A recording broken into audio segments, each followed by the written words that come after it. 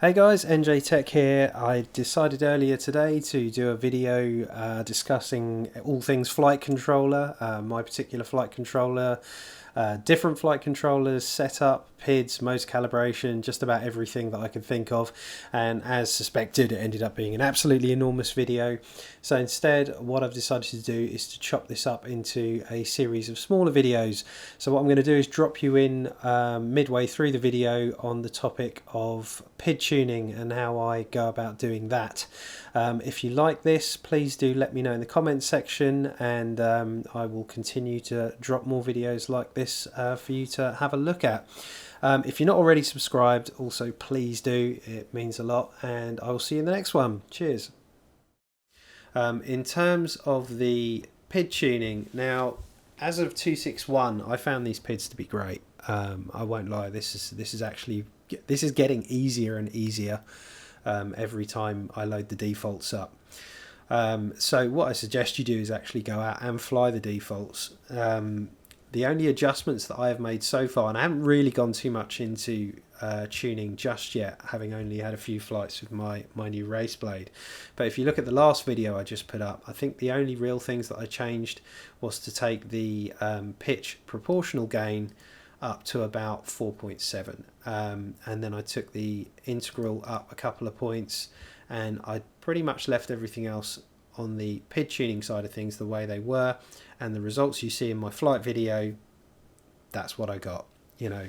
And there really isn't like a massive deal of luck involved here. The copter's built well, it's fairly vibration free, everything's, you know, has a good center of gravity, so in terms of the battery position, when you hold it in the middle, everything balances nicely, and the result on these stock PIDs have really been very good. If I was going to further tune, the things that I would probably start with would be to lower the derivative, and I really would lower it down to probably, I guess probably like 7 or 6, to really try and take it out of the equation as much as possible. And then I would start tuning the proportional.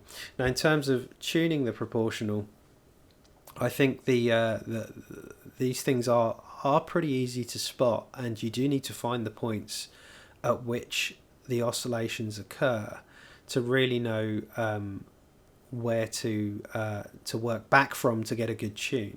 And the assistance of the black box data will help you enormously, and it has done with me. But in terms of a visual tune and some line of sight tuning, I would back the derivatives off completely. I would start off just with one axis, so I'd start with the roll axis. I would move this up, you know, a healthy amount. Maybe I'd move to 5 to start with. If I fly with that and didn't see any oscillations, I'd move to 5.5. I'd go again.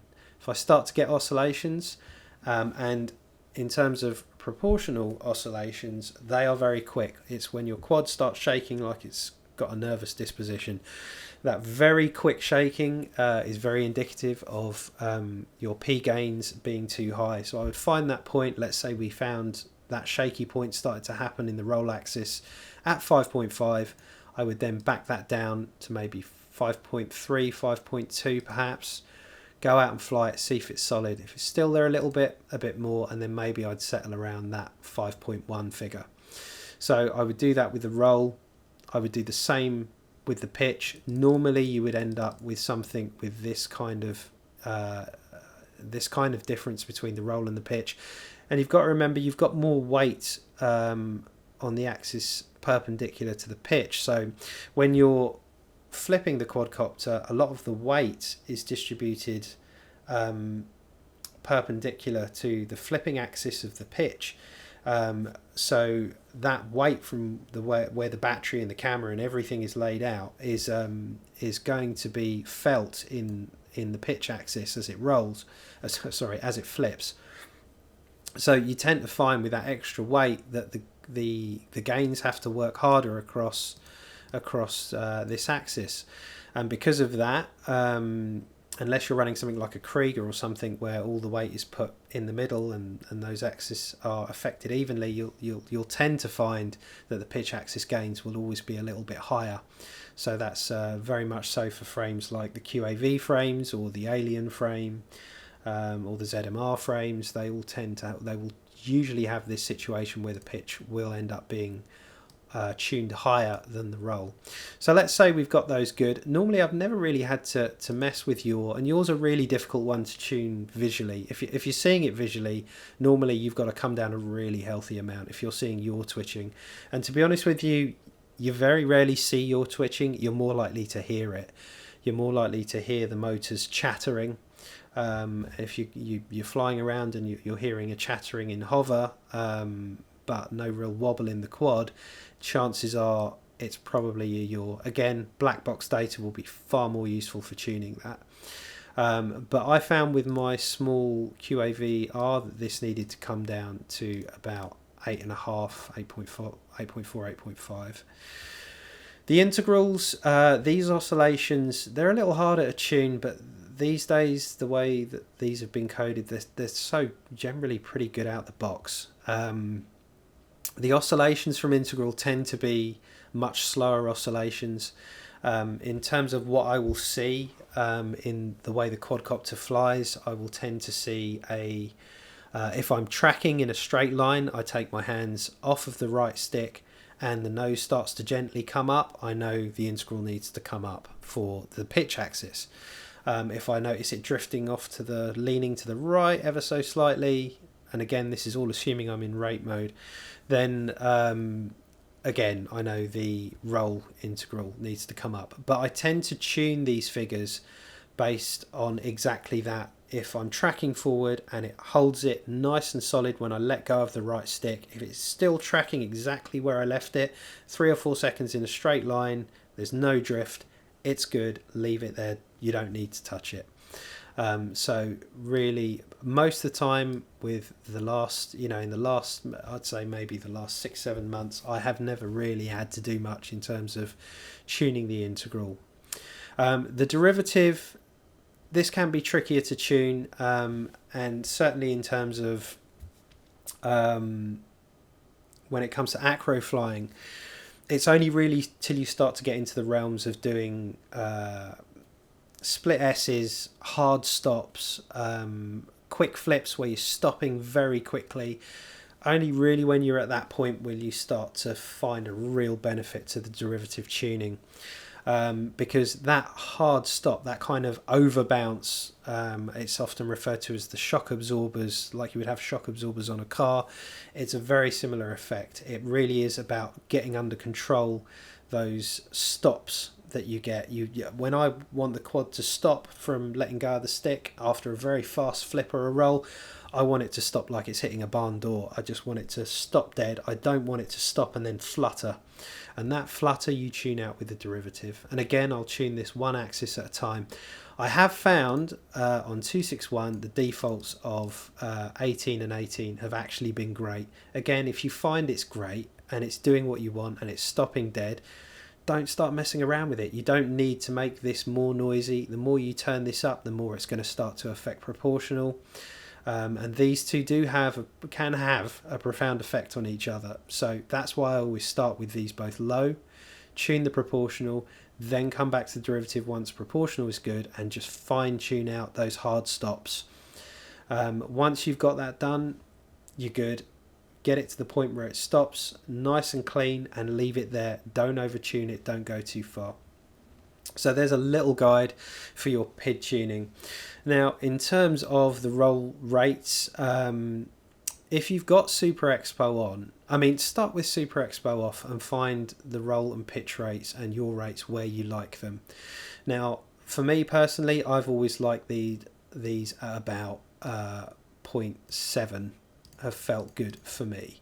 You need to go out and fly, and we're very much talking about the feel of the copter when you are at your maximum stick deflection. So when you do a flip or a roll and you're all the way over to the side, this is what we're talking about here. These rates will be affecting what you get at the end of the stick. So for me, Those felt good. That's how I like it. Those felt nice and snappy. The yaw rate, again, for me personally, on the rewrite controller, I've been using for a fair while now, not multi-re rewrite, but multi-re MW23. I've only now gone back to rewrite, but one thing I loved about MW23 was it was just such a sharp, responsive yaw. So in order to get the yaw to feel closer to that controller, I actually found that 1.3 was actually good for me. You might find that a bit crazy, so you know, hold full stick left, see how it feels. If that feels good, you know, there you go, set it the same. Generally speaking, these days TPA isn't needed, and we're very much talking about oscillations at the at top throttle. You can add TPA in, and what this will do will basically scale down the PIDs the closer you get to top throttle, and the breakpoint is basically saying we'll start scaling this down from mid stick. If you've tuned this right and if you calibrated your motors correctly, and again it's quite a hot topic at the minute about how to correctly calibrate your motors, and specifically the max throttle, the max command, then you really shouldn't need this. But if you do have just that tiny bit of shake at the top, then you know you can maybe dial in, you know, 0.1, 0.2, but nothing more than that. If you're dialing in more than that, you've got issues elsewhere, and it might be related to motor calibration. It's most likely to, or perhaps that your gains are on the edge of being too high in proportional, and possibly derivative, but most likely it's the P's being just on the edge. Maybe you need to back them down just a little bit. So that's where we are with that. In the receiver tab, I take my RC Expo up to about 0.7, and I tend to leave my RC rate at 1. And the RC rate, this is more about the mid-stick feel. I have tended to find rather. So adjust this for mid-stick feel. Now on multi-wii rewrite, on the multi-wii rewrite controller, I have found that the mid-stick is pretty damn fantastic. So you don't really need to mess with that unless there's something specific you want out of it at mid-stick. The multi-wii rewrite controller is super popular for all the people that like to race because of its great mid-stick pop. So I would leave it where it is, unless of course you want more out of the mid-stick feel, in which case start taking this value up. But that's what you're doing there. RC Expo by default now is 0.2. I'm good with that, so I leave it where it is. RC deadband now, if you've got any twitching in here, and most of you will at center point, I tend to find just adding a couple of points in will take care if any of that is bleeding through to drift in your actual flight. The one where it really shows its ugly face is the yaw. So I absolutely recommend wholeheartedly you set a yaw deadband of at least 5. Yaw drift is nearly always because this is left at 0. Take your yaw deadband and move it to at least 5. I run my yaw deadband at 10. The reason I have a deadband a little higher at 10 on the yaw is because when I'm doing a lot of throttle work, I can sometimes accidentally ever so slightly nudge the yaw as I'm moving the throttle up and down. Increasing this deadband just means those tiny accidental little touches won't come through into the flight, into the actual flight characteristics. So that's why I have my yaw deadband at 10. These used to be CLI commands. It's great to see that these have made it out into the configurator, and some of the useful things really are starting to make their way into it. So it's all getting easier, which is great.